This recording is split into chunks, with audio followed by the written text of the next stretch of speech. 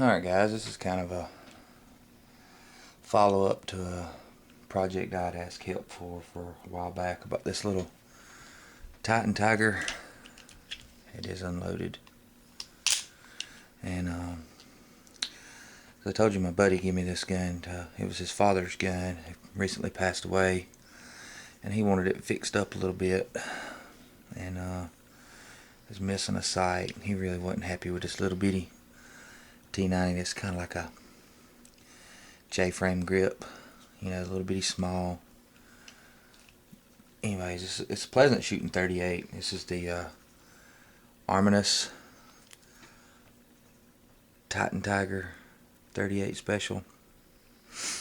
But anyways, I'd ask around a few of my friends on here, you know, just saying, everybody's like, these guns are junk and you can't find parts for them, this, that, and what have you.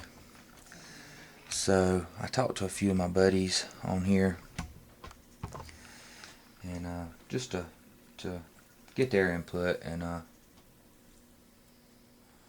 good friend of mine over there, the Tactical ADV. If y'all need some help on firearm, he's jam up. He knows his stuff. But he actually told me that of a grip that would probably fit this gun, and I was kind of happy that he did tell me about that, because I bought this grip for it. And everybody's like, don't put a lot of money into this gun, you know, putting a sight on it would be cost more than the gun was worth. But I ordered this sight, this grip from a company called European Arms Corp. This is actually a grip for a European American Armory Windicator. And the problem with getting a grip for this gun is it's kind of like the hoe grip, where it has the one screw in the bottom. So that kind of makes it you know, hard to, if you was to try and put a two-piece grip where it goes through, you'd have all this empty space on all the way around that you'd have to fill in. And I even contacted Hogue to what it would cost them to make me a little rubber grip like this, because I know they've got the capability and it wouldn't cost them. They said it was looking about $250 to make a custom grip for this gun. But you see, here's the problem. You can't put a two-piece grip that goes through because there's nowhere to attach it.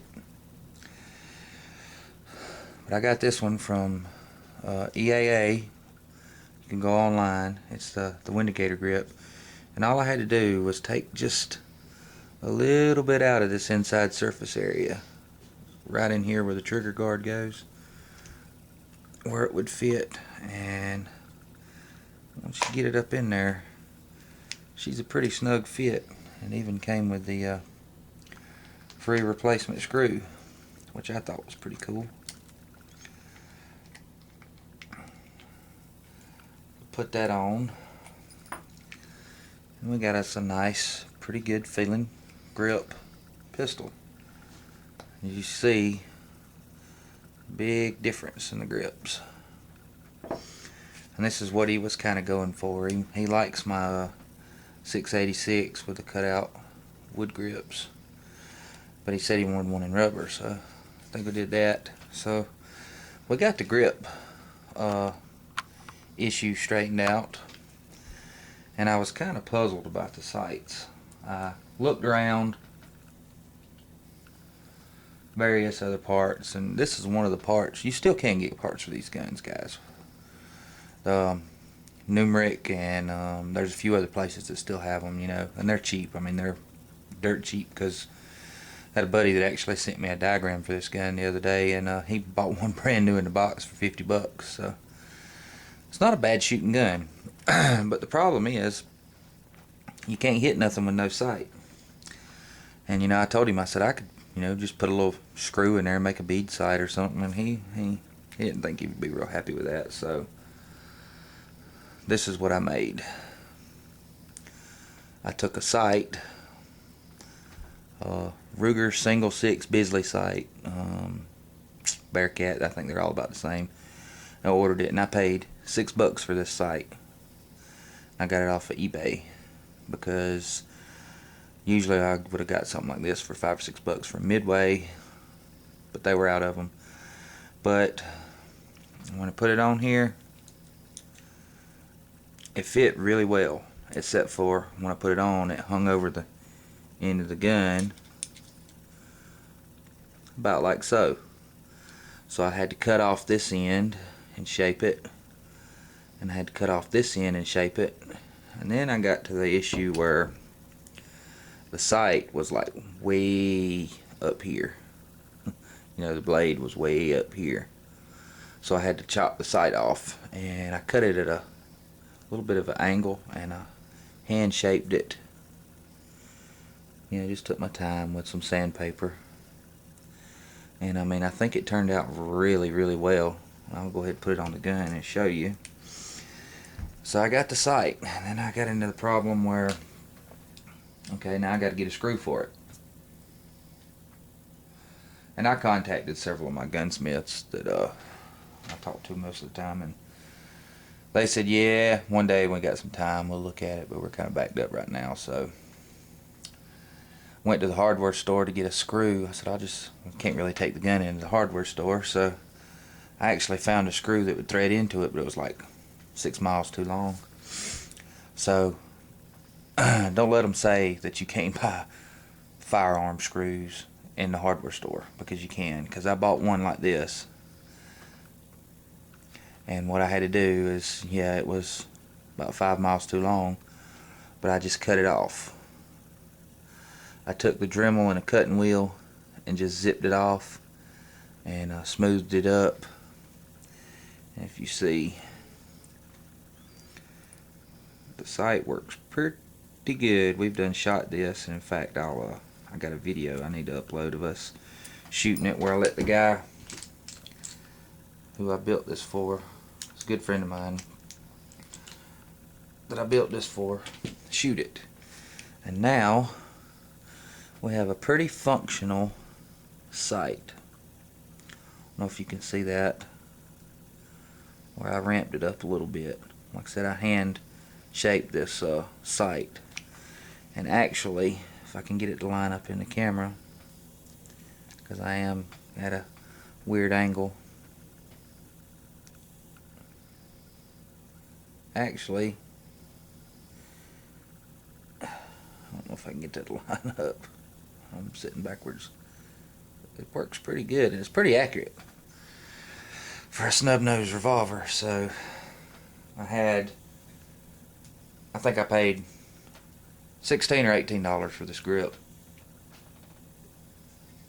and I paid what, $6. I think it was actually about $4.95 for the sight, and then I had to shape it. So if you put a little bit of time and effort, you can make any gun back in nice condition. This will be the last time you see this gun in this condition, because I'm actually going to strip it down and Duracoat it for him. The Duracoat is actually coming in tomorrow. Problem would be this frame. If you look, it's not going to take bluing real well, and this is something that he said he would carry from time to time, maybe throw in a glove box or whatever. So I told him the Duracoat finish would probably last a lot longer on it. So I actually we're going to Duracoat this one Heckler and Koch black. Going out of town for a few days this week, and got some other things going on, but I'll be stripping this one down and Duracoating it. I think that'll make him pretty happy. It's kind of nice, that it was a gun that his father always used or carried, and putting it back not exactly the way it was, but it's what he wanted. So glad I could help him out. You got to take care of your friends on here. So all in all, I think it's going to be a pretty nice piece when I'm done with it.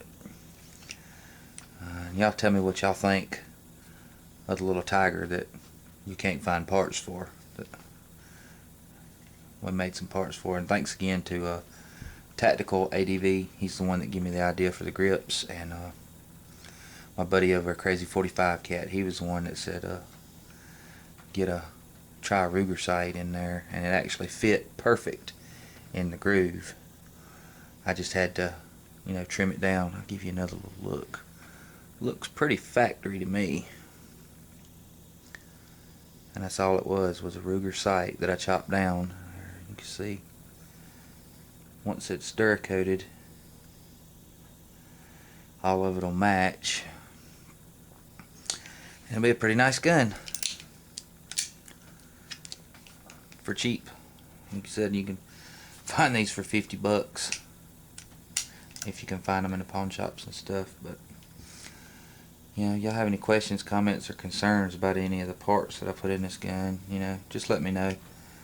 I don't mind answering questions. I'm not that kind of person that if you send me a P&E, I don't get it all in my comments, because a lot of times YouTube doesn't tell me I have comments. I have to go back to old videos. It never comes up in my comment section. I don't know if any of y'all have ever had that problem, but if you send me a PM, I'll most definitely get back to you on that. I'll give you another little look at this gun in 38 Special. They're not the greatest gun in the world. Kind of reminds me of a Smith J-frame without a forcing cone, because if you look up in here, they don't have a forcing cone. It's just a barrel. And a lot of these, came with a 4 6-inch barrel. So this one's pretty cool with a little short snubby barrel on it. He likes it, so that's all that matters. We've put a couple hundred rounds through it with the new sight on it, and seems to be pretty dead burn accurate. At 15-20 yards, you could make pretty accurate headshots or chest shots with this thing. Of course, short barrels ain't the most accurate guns in the world, but we built this sight, it seemed to be pretty good. Anyways, I'm long-winded. I'll get out of here. Y'all tell me what y'all think about that right there.